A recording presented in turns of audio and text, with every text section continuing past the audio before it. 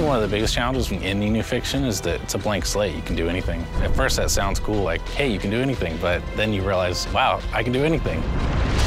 And you gotta give yourself rules, you gotta come up with something that makes sense, stuff has to be together, fiction has to not contradict itself. Suddenly you realize that that blank slate's a lot more work than it initially seems it'll be.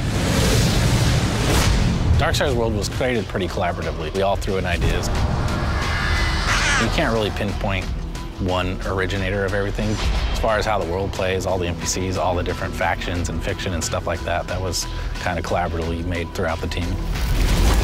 The story of Darksiders is pretty deep, and we haven't actually fully revealed why the apocalypse happened. In a nutshell, you learned that there are forces between heaven and hell that are vying for control of Earth and certain other resources that lie somewhere between the two realms. And the Horsemen are caught up in the middle because they are ultimately the ones who are responsible for beginning and ending worlds.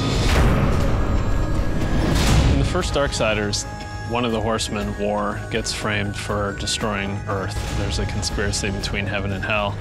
He sort of takes the blame, mankind's wiped out, and then he is stripped of his powers and imprisoned for 100 years. Then he's given a chance to come back and prove his innocence, and he's got to pretty much kill everyone involved.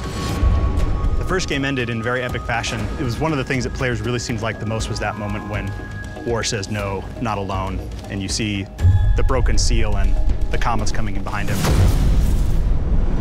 Darksiders 2 takes place pretty much in parallel to the first game.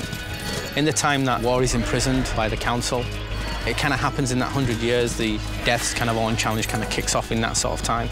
Because there's such a conspiracy and we don't know who all the players are, Death doesn't have any chance of proving his brother's innocence. He knows it'll just be covered up, so he just decides to undo the crime.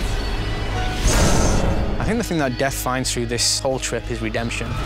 I mean, he's carrying a big weight on his shoulders all the way through the game, and, you know, it's kind of revealed to the player what sort of weight that he's actually carrying with him, both physically and mentally. The hardest part was getting it to the point where we knew we were making something special, but once we got there, we were off to the races.